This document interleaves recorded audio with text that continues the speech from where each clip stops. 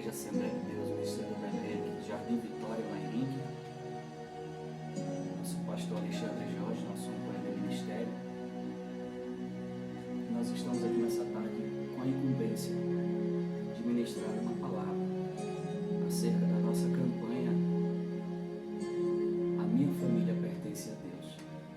Nosso tema se encontra no capítulo 24 de Josué e no versículo 15. Nós vamos fazer uma leitura e uma breve introdução e logo entraremos no que Deus propôs no nosso coração falar nessa tarde. Josué capítulo 24 e o versículo 15. O tema da nossa campanha se encontra na parte B, porém eu farei a leitura do versículo por completo, que diz assim a palavra de Deus: Se vos parecer mal servir ao Senhor, escolhei neste dia quem servireis: se aos deuses que os vossos pais serviram, os quais estavam do outro lado do rio, ou aos deuses dos amorreus, em cuja terra habitais. Porém, quanto a mim e a minha casa, nós serviremos ao Senhor. Essa leitura da parte B desse versículo 15, ela também se refere à família, quando Josué diz, porém, quanto a mim e a minha casa, ele está dizendo no sentido de família. Por isso que o nosso pastor colocou o tema dessa campanha, a minha família e não a minha casa. Ela se refere à família, nós serviremos ao Senhor. Queridos irmãos, para que eu possa falar um pouco nessa introdução, nessa breve introdução sobre o ministério de Josué, eu preciso também citar algumas particularidades do ministério de Moisés. Haja vista que Josué foi servo de Moisés, a grande liderança dos hebreus, o grande legislador dos hebreus, o homem o qual Deus levantou para tirar a nação de Israel do Egito, do cativeiro do Egito. E nós notamos que já no fim da sua trajetória, no finalzinho do seu ministério, Moisés é convidado por Deus a subir o monte, e Deus ali, ele mostra toda a terra de Canaã, a terra da promessa, a terra que mana leite e mel. A terra que eles desejaram alcançar durante 40 anos no deserto, uma trajetória de 40 anos no deserto. Haja vista, e com muita propriedade posso dizer, que se passaram 40 anos, pois quando Deus chama Moisés na sarça, ele tem 80 anos. E quando Deus o convida novamente a subir o monte e lhe mostrar a terra de Canaã, Moisés está com 120 anos. E Deus mostra a terra a Moisés e as grandezas, as maravilhas daquela terra, uma terra que mana leite, muitas cabras, muito gado, mana muito leite, uma terra que mana muito mel, mel das tâmaras, muitas tamareiras, uma terra rica na sua fauna, na sua flora, a terra da promessa, uma terra que nós não podemos descrever com tanta destreza, mas a Bíblia diz que a terra era maravilhosa. E Deus não permite que Moisés entre na terra. E nós não vamos nos ater a isso porque não é o nosso tempo. Por conta de uma desobediência do próprio.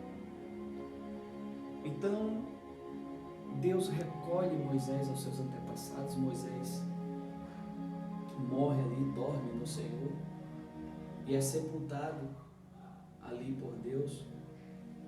Então, o próprio Deus se revela a Josué depois da morte de Moisés e o encoraja, dizendo: Moisés, o meu servo, é morto.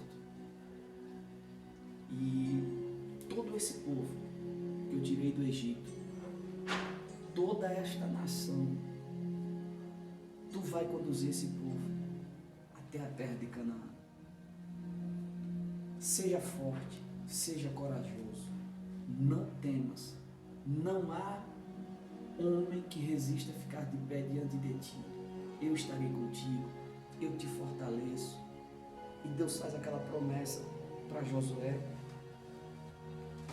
E Deus diz mais: toda a terra de Canaã será repartida a este povo que eu prometi que daria aos seus pais. Toda esta terra será repartida por ti. Então seja forte, seja corajoso. Você, Josué, vai fazer esse povo herdar a terra. Vai conduzir esse povo até a terra. E Josué, de pronto, aceita o desafio e segue conduzindo o povo de Deus à terra prometida. E durante essa trajetória se passaram muitos anos, muito tempo se passou. Eles conquistam Jericó, atravessam o Jordão e até chegarem na terra se passam alguns anos. Então, quando chega um determinado momento da vida dos hebreus, a nação chamada de Israel, eles começam a se desviar de Deus, a esquecer de Deus. Eles começam agora a fazer aquilo que Deus desaprova, aquilo que Deus não queria para eles. Porque a primeira intenção de Deus, a real intenção de Deus, era que aquele povo fosse uma raça pura. É por isso que eu entendo que Deus os tirou do Egito. Porque lá no Egito, há 40 anos atrás, esse povo já estava começando a se misturar com os egípcios. Haja visto que quando os hebreus saem do Egito, muitos dos egípcios saem junto com eles. Quer dizer que eles estavam tendo um relacionamento com esse povo.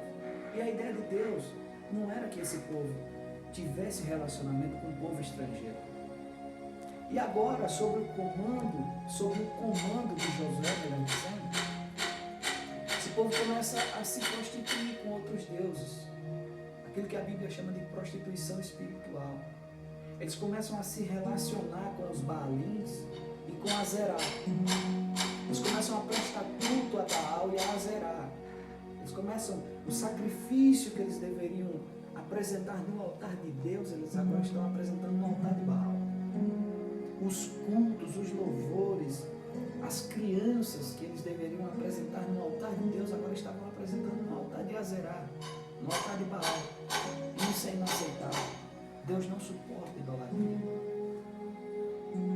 E como se não bastasse, eles estavam pegando as suas filhas e entregando em casamento a um povo estranho. Esse povo também agora pega as suas filhas e entrega aos israelitas também para que se casem. Então eles estavam fazendo aliança com esse povo. Eles casavam com o povo da terra e o povo da terra casava com as suas filhas. E isso Deus não aprova. Deus não estava aprovando esse relacionamento. Então, nesse período, para os irmãos entenderem, morre Moisés, Josué assume o comando e o povo começa a se desviar de Deus. Deus, então, sente a necessidade de levantar um período que nós conhecemos como o período dos juízes. Deus levanta 14 juízes em todo esse período. Mas o primeiro deles, que é sob o comando de Josué, Deus levanta Otoniel, o primeiro juiz de Israel. Se chama Otoniel. E quem é Otoniel, irmãos? É o irmão mais novo de Caleb, o amigo de Josué. Deus levanta Otoniel para julgar as causas do povo de Israel, da nação hebreia. E é muita gente. E precisava de fato de um juiz. E Deus levanta Otoniel com autoridade, com sabedoria. Então Otoniel ele começa a julgar as causas do povo e a colocar o povo no eixo novamente, no caminho novamente. Então, através de Otoniel, Deus traz descanso à nação de Israel. Agora eles estavam sendo subjugados pelo rei da Mesopotâmia. O rei da Mesopotâmia subjugou a nação de Israel durante 8 anos. Para os irmãos entenderem que as coisas não aconteceram assim do nada, rápido. Josué assumiu o comando e já entrou na terra de Canaã e já foi tudo mil maravilha. Não.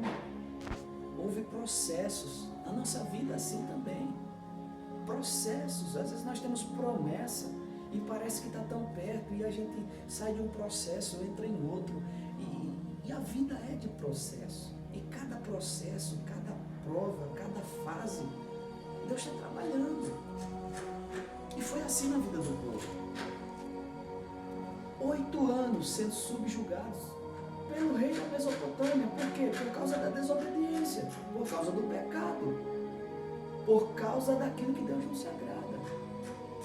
Como é que eu pego as minhas filhas virgens e entrego na mão de uma nação estrangeira, sabendo que Deus não está aprovando, Deus não quer que as minhas filhas se casem com estrangeiros? Mas mesmo assim, eles entregavam as suas filhas para eles se casarem com elas. Obviamente que eles também pegavam as suas filhas, entregavam para os israelitas e eles se casavam com elas. E a nação que era pura, a raça que era pura, foi se misturando. E Deus levanta Otoniel. Otoniel guerreia contra o rei da Mesopotâmia e vence, prevalece, fazendo a vontade de Deus, observando os mandamentos, seguindo os preceitos. Deus, então a Bíblia diz que Deus traz descanso à nação de Israel. Por quê? Porque em Juízes 3 está escrito: o povo clamou ao Senhor, o povo se prostrou, voltou a clamar a Deus, voltou a fazer aquilo que Deus se agrada. Então Deus ouviu dos céus e deu descanso à terra através de Otoniel. Porém, no finalzinho, já sendo velho, já avançado em idade, a Bíblia diz que Josué convida o povo, convoca toda a nação e reúne todas as famílias, todas as tribos de Israel. E ele começa a dizer: olha, Deus nos tirou do Egito, Deus fez maravilhas, Deus nos conduziu pelo deserto. No sol, Deus levantou uma coluna de nuvem e o sol não nos molestava de dia. À noite, Deus ergueu uma coluna de fogo, a lua também não nos molestava à noite. Quando os egípcios nos cercaram e estava um monte do lado, o outro do outro lado, e nós não tínhamos para onde ir, Deus abriu o mar vermelho, nós atravessamos a pés enxutos. Deus fez com que o mar se fechasse, Faraó, os seus carros, os seus cavaleiros se afogaram, nós saímos ilesos, nós cantamos o hino da vitória do outro lado. Deus nos conduziu até aqui, fez grandes feitos, fez a água brotar da rocha, Deus nos alimentou com carne no deserto, Deus nos alimentou com maná, Deus fez tantas maravilhas, e aqui estamos nós, prestes a herdar a terra da promessa.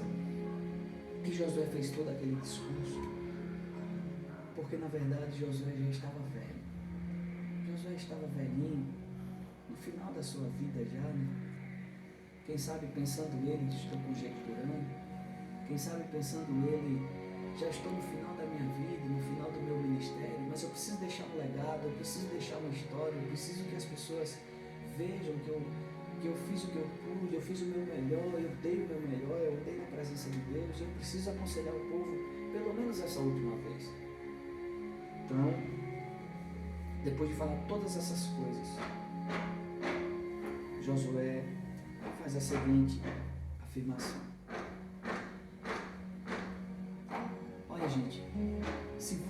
ser mal, servir ao Senhor, escolhei hoje. Hoje é o dia, é hoje. Escolhei hoje a quem vocês devem servir.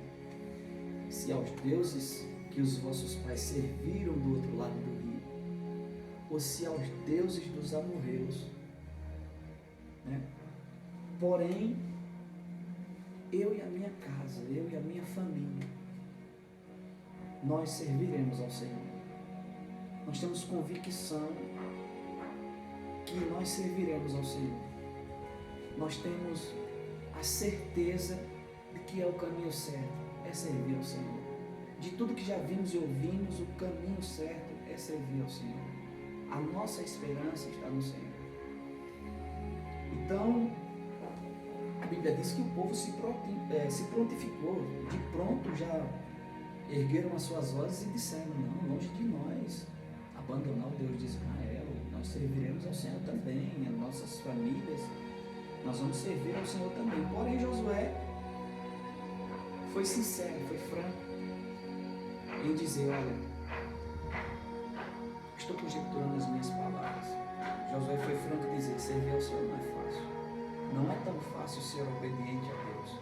Não é tão fácil ter uma vida com Deus. Não é tão fácil observar os preceitos e os mandamentos de Deus ao pé da letra. Não é impossível, mas também não é fácil. Nunca foi fácil. Mas o povo se prontificou a fazer isso. O povo deu a sua palavra que seja fiel a Deus. Aí eu lhe pergunto: será que todos que se prontificaram tinham a certeza, tinham uma convicção que Josué tinha, que a sua casa, a sua família e que ele próprio serviriam ao Senhor pelo resto da sua vida? Perguntas que são interessantes para nós pensarmos hoje. São perguntas retóricas, mas que mexem com a gente.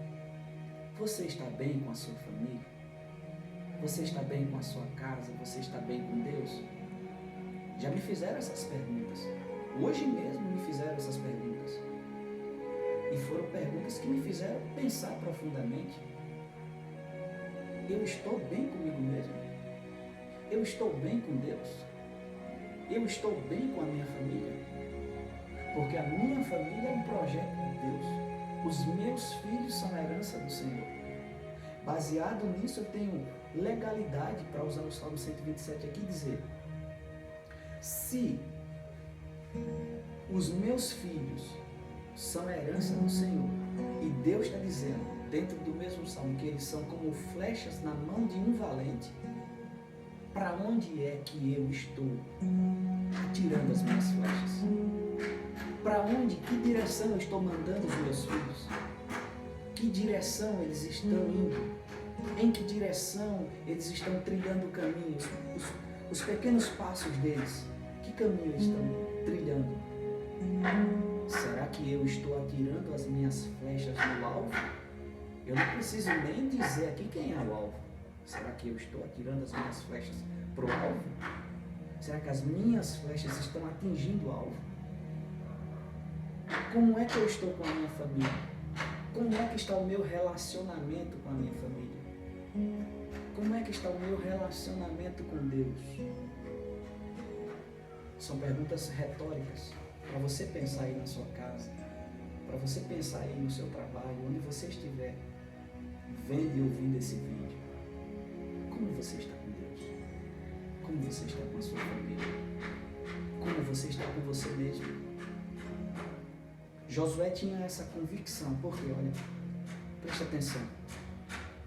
Josué é homem de Deus, levantado pelo próprio Deus. Josué é temente a Deus. Josué é sucessor do homem de Deus chamado Moisés. Ele tem convicção do que ele está fazendo, querido. Dentro da casa dele, isso é coisa pessoal dele. Agora vamos para dentro da casa. Dentro da casa dele, ele tinha convicção de que a sua mulher era submissa a ele, que os seus filhos eram obedientes a ele e que o temor do Senhor é que prevalecia dentro da casa dele. Opa, Eu não quero que veja esse tipo de programação aqui dentro de casa. Obedece o pai e a mãe? Ou reluta contra isso? Se o marido fala para a esposa, opa, essa tua vestimenta, esse teu comportamento, esses teus adornos, não exaltam o nome do Senhor, o nome de Deus. A esposa é submissa para deixar de fazer, para deixar de usar? Isso é relacionamento familiar. Isso é relacionamento temente a Deus. Sabe?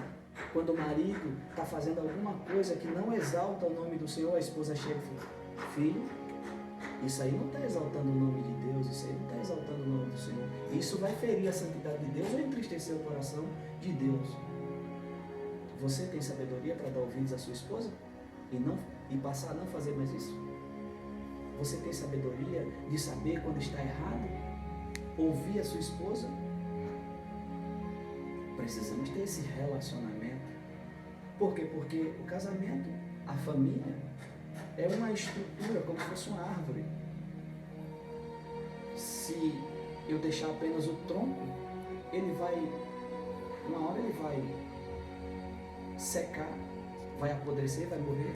Mas se ele tiver raízes e dele sair ramos, com certeza não vai morrer. Porque essas raízes, elas vão achar água. Esses ramos, eles vão dar frutos. A tua família tem que ser frutífera. A tua família tem que ter raiz. A tua família, a minha família tem que ser enraizada em Deus. Nós precisamos disso. E ter essa convicção que Josué teve é para poucos, não é para muitos. Eu e a minha casa, nós serviremos ao Senhor. Para dizer isso, para ter essa convicção, você tem que ter certeza de que dentro da sua casa existe obediência, existe submissão, existe temor. Mas Deus quer abençoar a tua família. Não estou aqui para exortar ninguém. Não estou aqui para apontar. Não. A tua família é um projeto de Deus. A tua família pertence a Deus. A minha família pertence a Deus. E o maior interessado em abençoar a minha e a tua família é Deus. Mas para isso, nós precisamos andar em temor e obediência a Deus.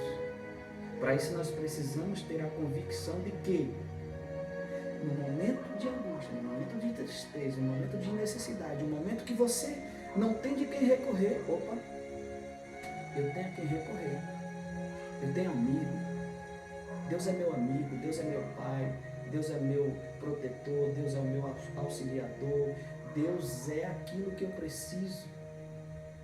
É como uma criança quando cai e se machuca, ou quando está triste, ou quando está com fome, ou quando ela tem alguma necessidade, ela corre para quem? Ela corre para os braços dos seus pais, seja do seu pai, da sua mãe, da pessoa que ela entende como seu protetor, como seu dono. E quando a criança precisa ter uma necessidade, ela chega nos pés da mãe, nos pés do pai, ela sabe que ela vai ser atendida, ela sabe que o seu problema vai ser resolvido, que ela vai ser abraçada, que ela vai ser consolada, que aquela dor vai passar, que a sua fome, a mamãe vai colocar uma comidinha, o papai vai dar um abraço. É esse relacionamento que você precisa ter com Deus. É esse relacionamento que eu preciso ter com Deus. Josué tinha tanta convicção de que o relacionamento com Deus, o relacionamento dele com Deus era tão sólido, ele tinha tanta convicção disso, que ele nem piscou para dizer: eu e a minha casa, eu e a minha família, nós serviremos ao Senhor. Esse relacionamento é genuíno, sabe? Um relacionamento que não é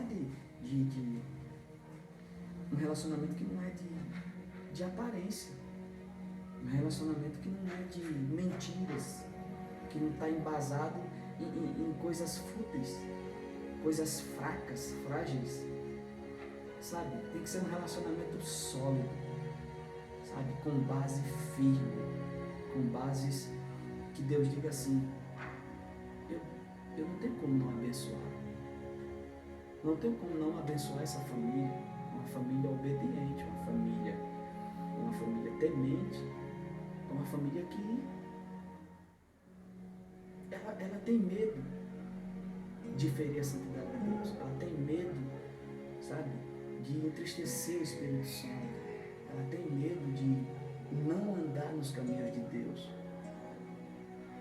O que levou o povo de Israel a sofrer tanto, a passar por tantos cativeiros e por tantas adversidades, sabe, nada mais foi do que a desobediência, sabe,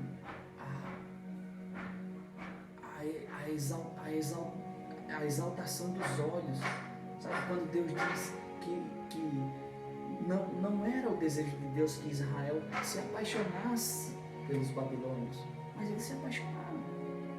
Não era o desejo de Deus que as mulheres de Israel se apaixonassem pelos assírios, mas eles se apaixonaram.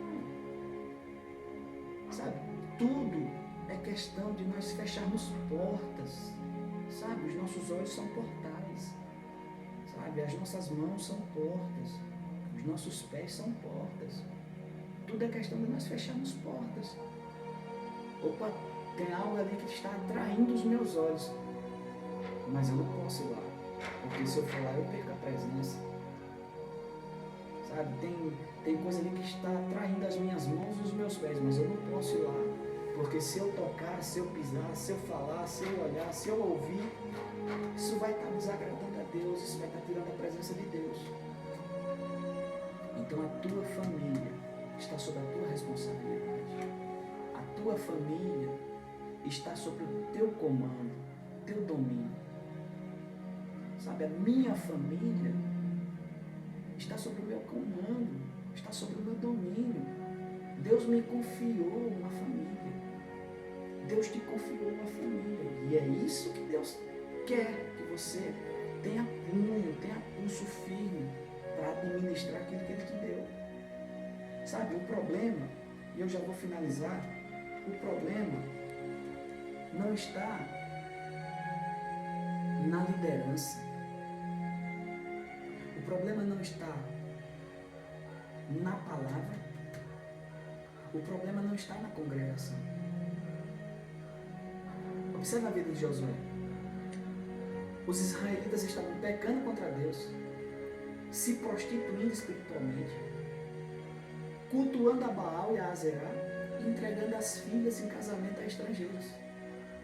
E o problema de tudo isso nem estava em Josué, nem estava na palavra, e nem estava na congregação, porque não era toda a congregação que estava fazendo isso.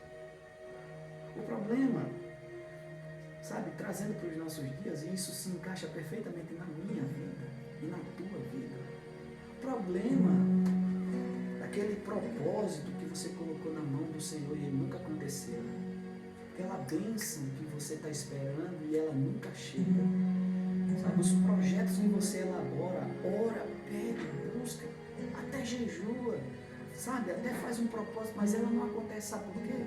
Porque o problema está em você. Aquilo que não acontece na minha vida, não acontece porque o problema está em mim, não está em Deus. O problema não está no meu pastor, o problema não está na congregação que eu estou indo e eu não estou gostando do pastor, não estou gostando do irmão que senta do meu lado. O problema não está na palavra, a palavra não mudou, o problema está em mim, o problema está em você. Então começa a assimilar mais as coisas, sabe, a tua família pertence a Deus, então faz com que a tua família agrade a Deus. A tua família pertence a Deus, então faz com que a tua família tema a Deus. A tua família pertence a Deus, então faz com que a tua família ande nos caminhos de Deus. Para de culpar o pastor, para de culpar a congregação, para de culpar a palavra, para de querer colocar culpa em A, em B, não existe isso. Reveja os teus conceitos, assimila mais as informações que chegam ao teu ouvido. Começa a dar ouvidos à palavra de Deus, começa a obedecer à palavra de Deus, começa a andar nos caminhos do Senhor, começa a fazer aquilo que agrada, que alegra o coração de Deus, e você será bem sucedido. Amém? Deus abençoe você e que o Espírito Santo possa falar melhor no seu coração.